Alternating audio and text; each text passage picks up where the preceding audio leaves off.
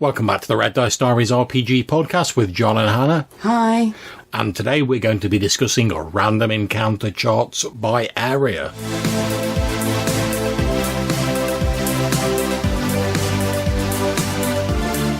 So, as I've said, today we're going to be talking about random encounter charts by area. What inspired you to do this episode then, love?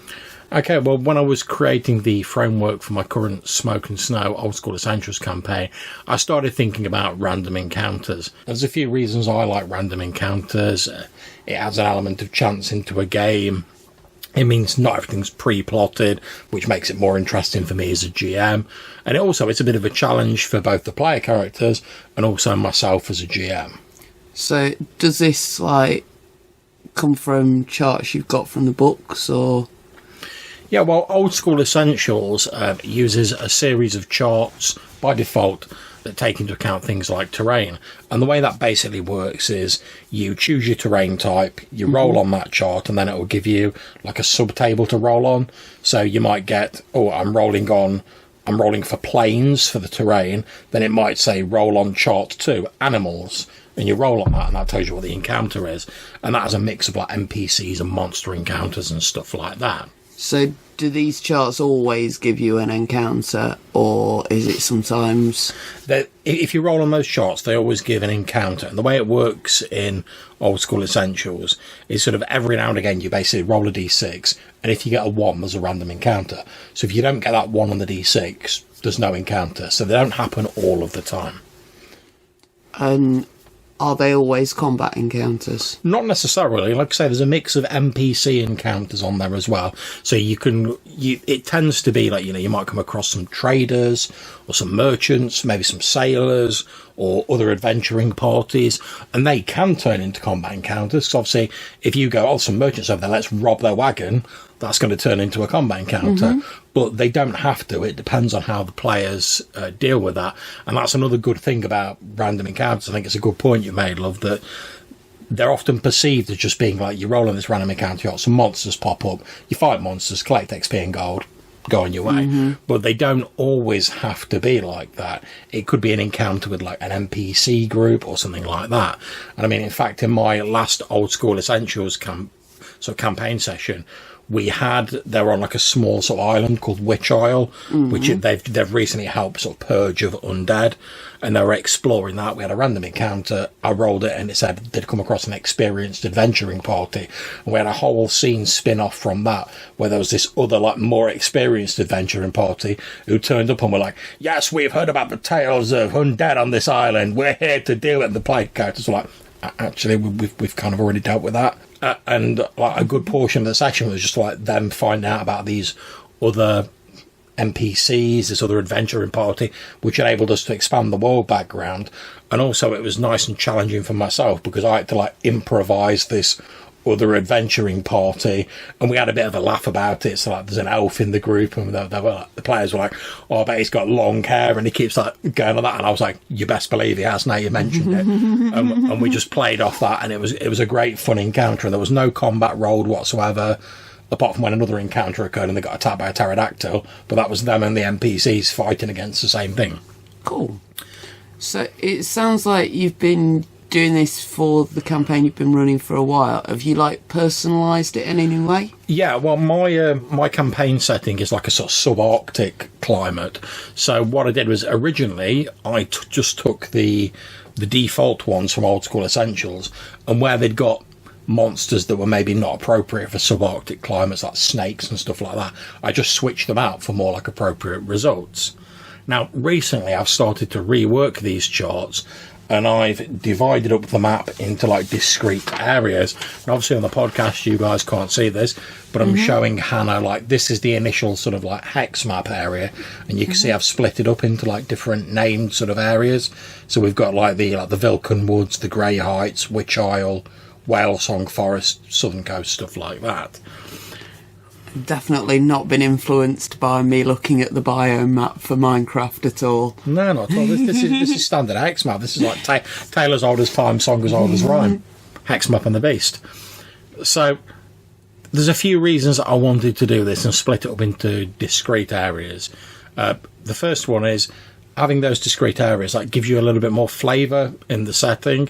I mean, after all, if you just like, oh, you've gone into like a random forest, roll on the forest chart, it's not particularly evocative. Whereas if you're like describing the wind whistling through the bones that hang from the trees in the Whale Song Forest, which is an area of our campaign that like the players helped me come up with, it's got far more it's far more evocative.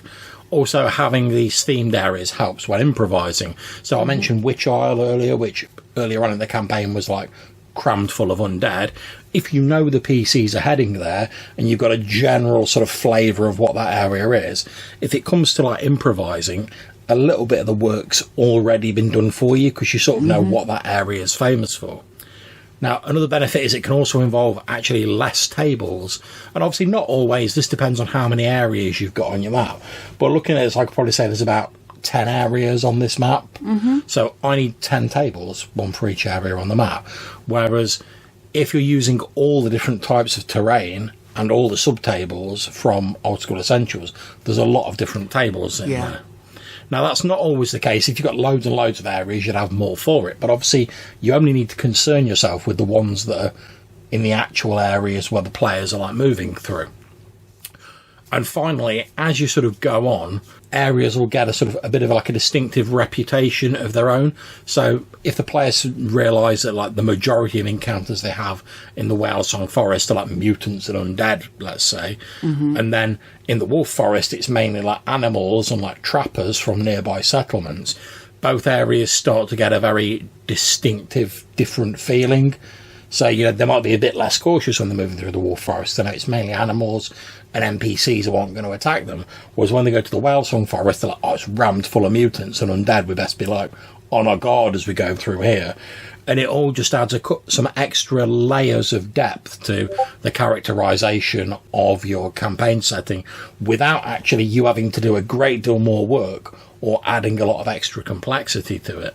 So in terms of creating an area-specific encounter table, a few things to keep in mind. First of all, decide on the areas you're going to split your map into. These could be bounded by like geographical features, political boundaries, or some other sorts of divides. Think of a theme for your area. Now, if it's going to stand out, it should have a strong theme. It might be a particular type of monster that's often encountered there. Perhaps there's a lot of settlements, so you're more likely to meet hunters. Maybe there's a religious shrine drawing pilgrims from far and wide, so you're much more likely to bump into clerics and other religious types. But if the area is going to be separate and distinct, it needs to have its own character to it. Next, decide what dice you're going to use for your table. I like to go with the classic 2d6 encounter table because I know that the central entries, because of the probability curve, are more likely to turn up. So I can cluster the monsters I want to turn up more often around the middle of the table. And obviously the ones I don't want to turn up as much, I can have at the extremes of the table. Also, add in a few encounters from neighbouring areas.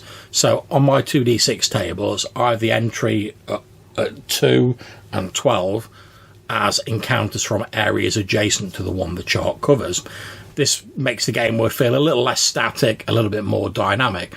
So, for example, on my map here, you've got the Whale Song Forest is next to the Grey Heights mountain range, which is a range of mountains populated by like primitive tribesmen, yetis, stuff like that.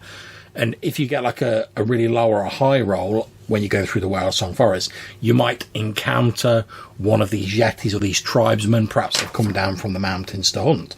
Now, although there's no yetis and tribesmen on the Whale Song Forest chart, there are on the Grey Heights chart.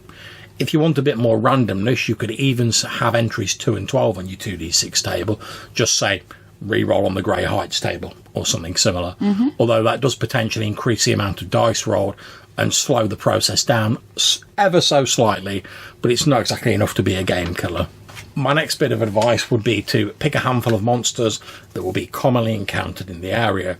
The exact amount can vary, but I'd suggest sticking to no more than half a dozen at the most, and try to stick to a theme related to your area.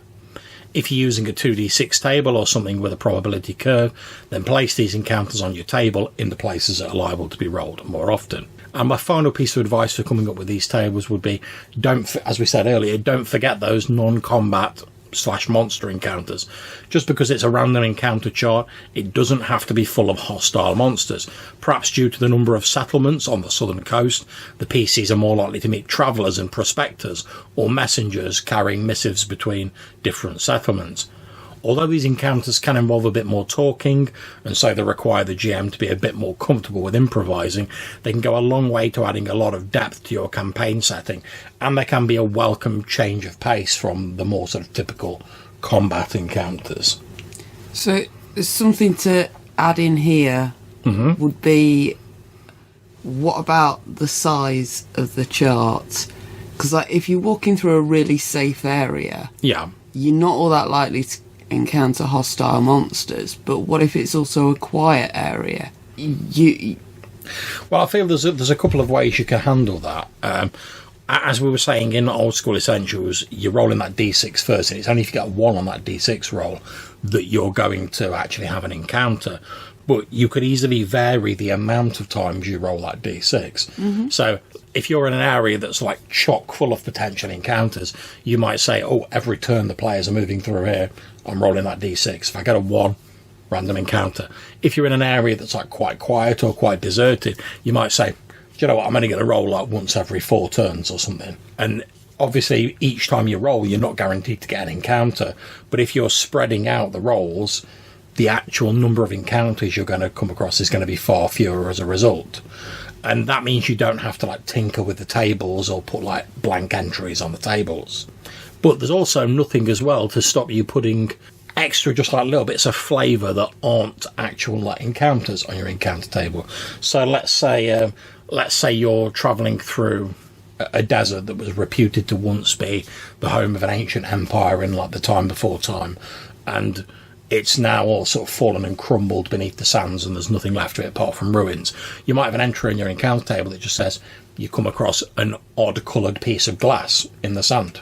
That's not a monster or an NPC encounter, but it's also an interesting detail that might lead to the players doing a bit more investigation and stuff like that. So you could add in a few entries like that. Now, the one thing I would say with entries like that is if you have something like you come across a shard of broken glass, once you've rolled it once or twice, it might be worth replacing it on your table with something else. Because if you just have a random run of luck and you come across like 8 shards of strange glass in a row, it starts to lose a bit of its wonder and a bit of its interest. Whereas if you come across a couple of shards of glass and then the GM just like on the QT crosses that entry out and writes something else in, it's going to keep it fresh and it's going to keep it interesting. Which, after all, is the point of having these random encounter charts, really, just to like add this element of sort of random chaos and extra interest and challenge into the game. So, another thing to ask you about. Yes. With these random encounter charts, I don't tend to use random encounters in a game. And clearly I'm missing out a bit there by not using them at all. But I think the reason I don't tend to use them is because I tend to be trying to cram a lot of story into quite a short actual play time. Yeah. And random encounters don't add into that story usually. As you say, sometimes they can lead to some amazing roleplay. But I tend to avoid using them simply because they take up so much time when it's just like a random pointless combat with a monster. What's your response? Well, I think to be honest, the utility of random encounter charts in a game does depend very much, as you were saying, on the type of game you're running. Now, certainly for my Old School Essentials campaign, it's a hex crawl style campaign. There are like plot elements and things going on, but the main focus of the campaign is, like most hex crawls, you drop the players on a map. There's stuff going on around this map. The player characters choose which direction they're going in. They explore, and the onus is on them to go out and find adventure. So in that sort of game, and like this is the sort of game I prefer, the story isn't really pre-plotted. The story is just what the players happen to do during that session. And I think in that sort of game, a random encounter works really well, because you could be going, oh yeah, we're going to travel to these mountains just to see what's there, or we've heard a rumour off an NPC there's some yeti up in these mountains, we've got to go and investigate, see if we can like hunt a yeti. And then there's some random encounter with like a random trader who's like, oh yeah, I once saw something up in the mountains, and it all adds to the game. Whereas if you've got a more pre-plotted sort of game where there's more of a pre-plotted story, I think random encounters do lose a little bit of their utility, because as you say, if you're trying to fit in all of this stuff, you might not have room for a load of random extras. Whereas if you're running a game where you don't really have a pre-plotted encounter and the story is just whatever the players happen to do, you've got a lot more breathing room to have these random encounters in and have these extra elements come in, which again is just a matter of personal preference. I quite like the hex crawl games because I like dropping a load of different stuff onto the map in the background and then just turning the players loose and going, follow whatever interests you, do what you want, and leaving them to ramble around, explore the world as they see fit, do what they want. Now, that's not to say I don't enjoy pre-plotted adventures and stuff like that and pre-plotted games, because I do, but certainly more recently I've preferred this more sort of, I suppose, open world sort of style of gaming. But I do think random encounter charts, for me personally, work better in that sort of game. I don't tend to use them in like games that are more pre-plotted, not to the same extent. I mean, when I was running my my Vampire 5th edition game, the only time I used a random chart was if the player characters were like, oh, we're going to go out and feed on someone. I'd like a random chart, which was basically like, this is the person you come across to like feed on. That was the only time I really used it. So that's been our episode on random charts by area. We hope you've found it interesting. If you'd like to get in touch with us, maybe tell us how you use random charts in your games, or ask us any other questions you'd like to have answered on the podcast, then you can do so in a couple of ways.